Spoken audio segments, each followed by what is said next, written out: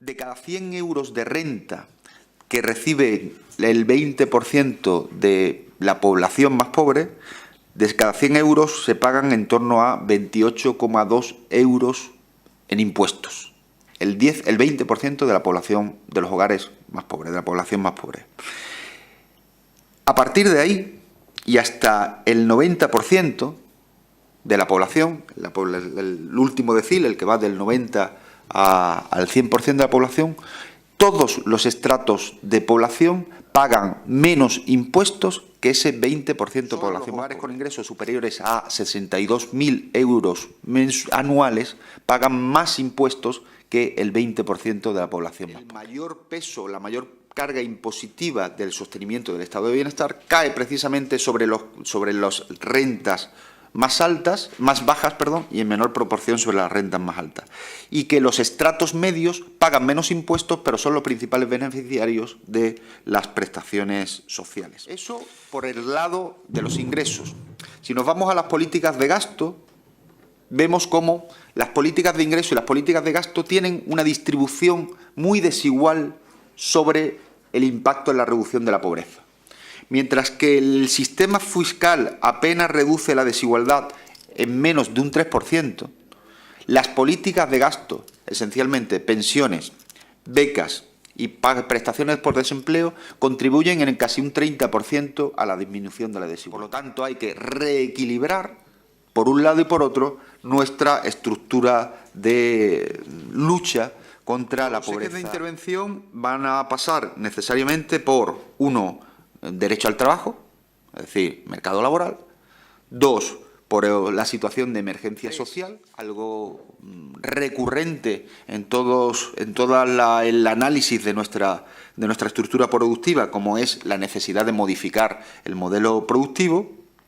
Y 4, la importancia de la reestructuración de la deuda, tanto pública como privada. Es un reparto espurio del empleo, de manera que lo que nos encontramos son esencialmente con que no se ha recuperado el número de horas de trabajo, sino lo que ya se ha producido es una redistribución, un incremento del número de contratos, porque donde antes había un empleo indefinido, pues ahora hay varios temporales. Por un lado, las medidas de naturaleza macroeconómica, reducir la senda de conseguir el objetivo del déficit público de un 3%. Y al mismo tiempo alterar esa forma de conseguir el objetivo, que no pasa tanto por la reducción del gasto, sino por el estímulo, por la vía de los multiplicadores de los ingresos. En segundo lugar, son necesarias medidas de naturaleza estructural y que están muy vinculadas a lo que pondré más posteriormente relacionados con el cambio en el modelo productivo. Son necesarias reformas en la normativa laboral, que pasan esencialmente por la derogación de las dos últimas reformas laborales. Elementos de desequilibrio en contra de los sindicatos y la clase trabajadora en la negociación colectiva y, por lo tanto, en la negociación de las condiciones de trabajo. El ajuste que se ha producido en el empleo en nuestra economía como consecuencia de la crisis no ha estado tan vinculado a el estallido de la burbuja inmobiliaria, que parte sí responde al mismo, sino que está vinculado esencialmente a los ajustes que se han producido en la empresa por la elevada flexibilidad externa que permite la regulación laboral. La flexibilidad de entrada y la flexibilidad de salida son muy elevadas, mientras que tenemos una muy baja flexibilidad interna. Mecanismos de ajuste interno que permitan mantener el empleo cuando hay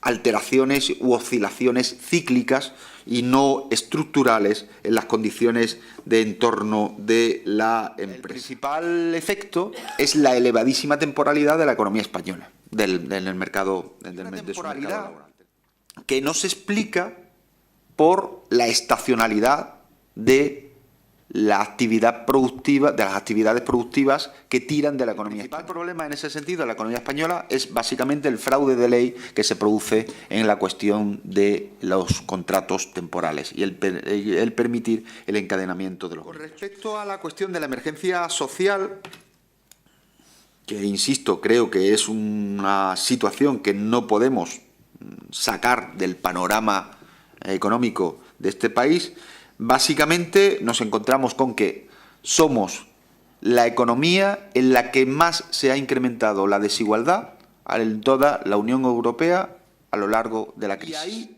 las medidas de intervención pasan por, nuevamente, el mercado de trabajo. Es necesario recuperar la senda de crecimiento de los salarios, es decir, recuperar los ingresos y la renta primaria de esas familias. Es necesario acompañarlas de políticas sociales, tanto por la vía de los ingresos, como les decía antes, como por la vía de los programas de garantía de rentas que sitúe a toda la población por encima del umbral de la pobreza. Todos los recortes que se han producido en términos de las políticas sociales del estado de bienestar. Seguir incrementando el gasto o el porcentaje de gasto sobre el Producto Interior Bruto para tratar de converger con la Unión Europea. Nuevamente, es necesaria la intervención sobre el mercado de trabajo, por la vía de poner fin a la precariedad, incrementar el salario mínimo, que es uno de los salarios de referencia para gran parte de la población, desincentivar y penalizar la temporalidad y,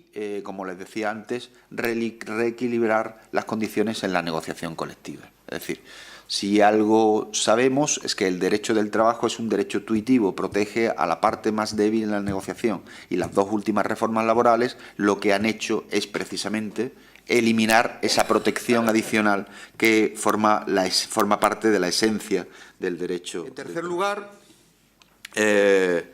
es necesario cambiar el modelo productivo de este país. La división internacional del trabajo que se ha producido al interior de la Unión Europea en un primer momento y luego posteriormente al interior de la eurozona, pues nos condena a actividades vinculadas al sector servicios de escaso valor añadido. Apostar por sectores con alto valor, con incorporación de mayor contenido tecnológico a sus productos, en un contexto, además, de transformación que se está produciendo en otros estados, en otros países, vinculando el cambio de modelo productivo a la sostenibilidad medioambiental y a la economía verde. No es que sea una necesidad perentoria de nuestra economía por sí mismo, sino es que si no se produce nos volveremos a quedar atrás también por un cambio en el patrón energético que disminuya nuestra dependencia energética externa, sustituirlo por algo en lo que tenemos una potencialidad por explotar enorme, en lo que hemos sido tremendamente competitivos, como son las energías renovables. Pasa por buscar sectores de vanguardia, sino que también pasa por asimilarnos a lo que ocurre en otras economías donde la aportación de la mujer al mercado de trabajo es mucho más intensa porque los niveles de conciliación y de corresponsabilidad en materias de cuidado son también mucho más intensos. En cuarto lugar, hay que favorecer la suficiencia del sistema de las estructuras de bienestar, garantizar los servicios públicos, el nivel de servicios públicos que se decida políticamente, y al mismo tiempo que refuerce la progresividad del sistema. Elemento que también es fundamental, que es la cuestión de la financiación para el cambio de modelo productivo, que facilite financiación a los sectores, al tejido empresarial, que apueste por la inversión en ese cambio, en esos ámbitos hacia los que se debe dirigir el cambio de modelo productivo. Un último elemento sobre el cual también parece que han desaparecido todos los peligros y que, sin embargo, constituye un lastre de nuestra economía por distintos cauces, ¿no? por distintas patas, que es el problema de la deuda. Que no solo se centra en los efectos nocivos que para el relanzamiento de la economía tiene el peso de la deuda, sino también en el coste, en la distribución de los costes de la deuda. Es decir, el que los costes de la deuda pública y los costes de parte de la deuda privada generada a lo largo de la crisis ha recaído esencialmente sobre los hogares y los contribuyentes. y que, por lo tanto, no solo se trata de ver cómo reestructuramos la deuda, sino también cómo se redistribuyen los costes. Para la reestructuración de la deuda sin costes para ni los contribuyentes ni para los acreedores están sobre la mesa y pasan por la mutualización de deudas a través del Banco Central Europeo. La reestructuración de la deuda hipotecaria, es decir, que es uno de los componentes de mayor peso de la deuda privada del sector privado de la economía española. Implementar la dación en pago como mecanismo para frenar el mantenimiento de deudas una vez que se produce la entrega del inmueble. Estos serían los ámbitos que creemos de intervención prioritaria amplia a lo largo de la legislatura. Medidas que son necesarias y perentorias de plantear en el corto y medio plazo, y otras que son necesarias de implementar ya, pero que tienen un recorrido de más largo plazo, que trataremos de seguir peleando, sea cual sea el encaje que se produzca en esta próxima legislatura que comenzará pues en este verano, esperamos.